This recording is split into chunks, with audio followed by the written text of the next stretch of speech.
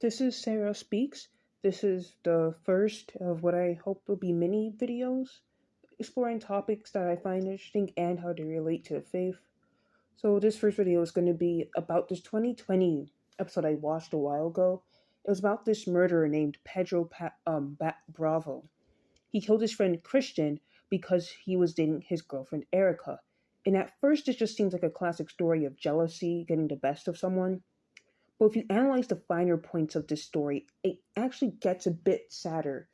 And I think it has more to do with identity rather than just possessiveness. So Pedro and Christian were in the same friend group since like middle school, right?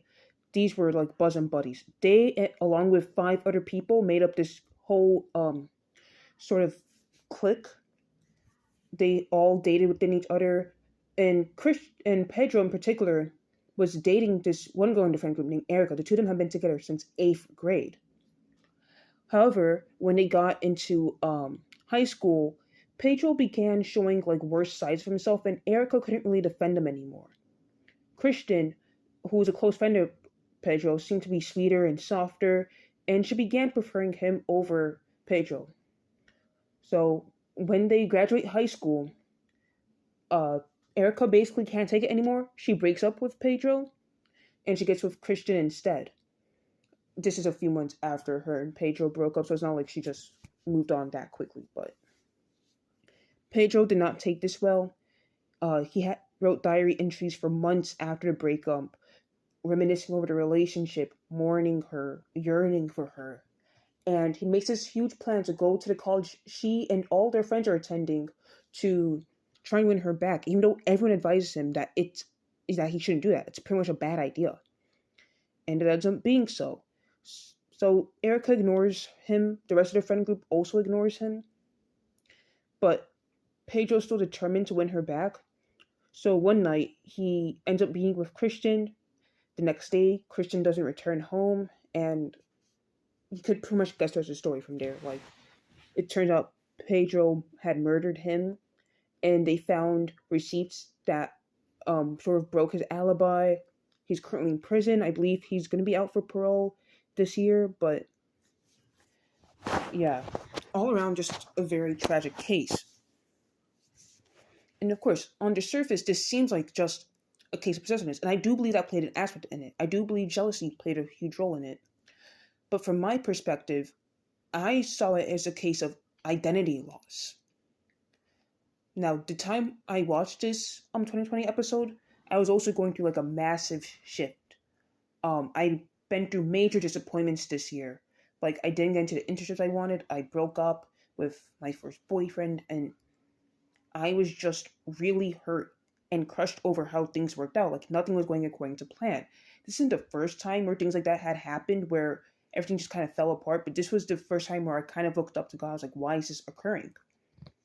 And over this summer, he basically pointed like there are serious cracks in my identity that led to these things failing, or showing me that if he had given me these things at the time I wanted them, like the internship, it ultimately would have led to me becoming worse. It would have like further cracked me rather than actually building me up. So he needed to start from scratch. He needed to rebuild my identity in him rather than my accomplishments, what other people thought of me, my relationships, my intelligence. Like, he just needs to completely raise the ground and rebuild my foundation from the ground up. And this could only happen with solitude and reflection. Solitude, so you're not having input from all these other people interfering with your process, and reflection, so you can actually look back over the course of your life and see where these cracks might originally started, so you can seal them up again. Now, with Pedro, he had this solitude. His girlfriend had broken up with him, and by his girlfriend moving on to Christian, his friends started becoming distant from him too, because they didn't know how to tell him that Erica had moved on. So he already had his solitude, even though it was forced upon him in a very harsh way. He was also going through like a massive transition as well. He was moving on from high school to college, and he seemed like he had none of his original foundation with him. Like, his entire social support group gone or distant. So that made like an already tumultuous transition far more difficult. of course, this is also around the same time social media was gaining more popularity too. So seeing photos of his friends hanging out probably didn't help. Seeing people in relationships didn't help because it probably led to a sense of comparison. So it seems like his solitude wasn't complete. Or I'm just speculating here. I'm not even gonna lie to you.